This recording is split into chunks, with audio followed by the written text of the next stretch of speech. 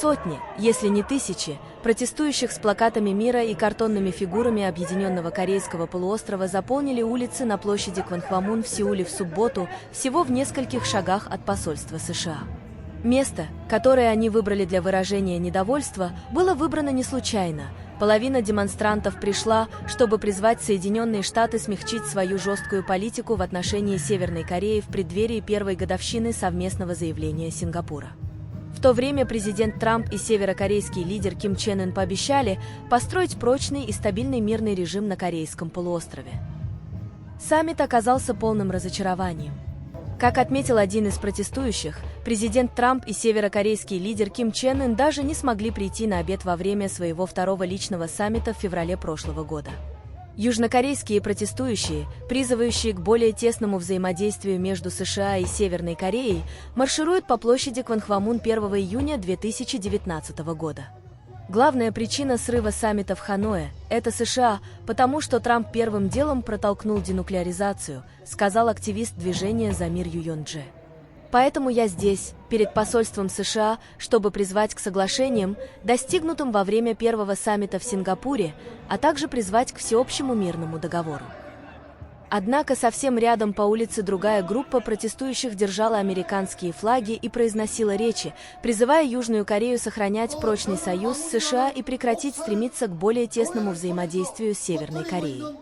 Их парад возглавляла серебристая машина, украшенная как американскими, так и южнокорейскими флагами, а также наклейками с изображением лица президента Трампа, на которых было написано «Союз между Республикой Корея и США крепок и вечен». Во многих отношениях демонстрации 1 июня являются последним событием в давнем конфликте умов в Южной Корее. Значительную часть населения можно разделить на тех, кто в основном поддерживает Север, и тех, кто поддерживает США с более экстремальными взглядами на периферии. Южнокорейские протестующие, призывающие к дальнейшему взаимодействию между США и Северной Кореей, маршируют по Сеулу 1 июня 2019 года. Несколько демонстрантов держат плакаты, призывающие к выводу американских войск из Южной Кореи и прекращению программы противоракетной обороны ТАД, которая стала точкой напряженности между двумя Кореями, Китаем и Соединенными Штатами. Просеверский лагерь, как правило, выступает за взаимодействие с Северной Кореей, и они склонны считать, что у США слишком много власти над межкорейской политикой. Они, как правило, либералы, среднего возраста или моложе и верят в то, что две Кореи – это один народ. Между тем, проамериканская группа, которая в основном состоит из пожилых, христианских и консервативных людей, склонна ненавидеть идею взаимодействия с Ким Чен Ыном, вместо этого подчеркивая прочный военный альянс с Соединенными Штатами для защиты суверенитета Южной Кореи. Разрыв глубок, и обе стороны, по-видимому, имели примерно одинаковую явку в субботу. Демонстрация сторонников Севера выглядела заметно моложе, в то время как проамериканская сторона имела более радикальное представительство. Дворники на одном грузовике были модифицированы так, что бумажная рука бил по лицу президента Южной Кореи Мун Дже Ина при каждом взмахе, в то время как на другом баннере южнокорейский лидер был изображен со свиным носом и пулей, пронзившей его лоб. Другие держали более радикальные плакаты, призывающие к освобождению последнего опального президента Южной Кореи Пак Кын Хе, а несколько человек прошли маршем с плакатами, призывающими китайских иммигрантов в Южной Корее возвращаться домой. Женщина ведет автомобиль, возглавляя группу демонстрантов, протестующих за более крепкий альянс США и Южной Кореи и меньшее взаимодействие с Северной Кореей 1 июня 2019 года. Это была только война, ложь и обман с Северной Кореей, и президент Мун, должно быть, слеп, потому что он не видит этого, сказал один из протестующих, несущий американский флаг, он отказался назвать свое имя. Корейцы не хотят взаимодействовать с Северной Кореей. Мы хотим защитить нашу границу, нашу страну и наше будущее. Несмотря на сильное присутствие полиции и сильную поляризацию участников, сцена была в подавляющем большинстве мирной.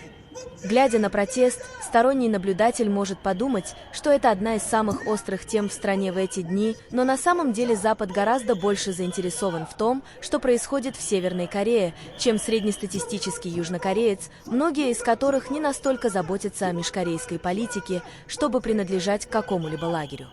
На самом деле, самая большая демонстрация в тот день не имела никакого отношения к Северной Корее.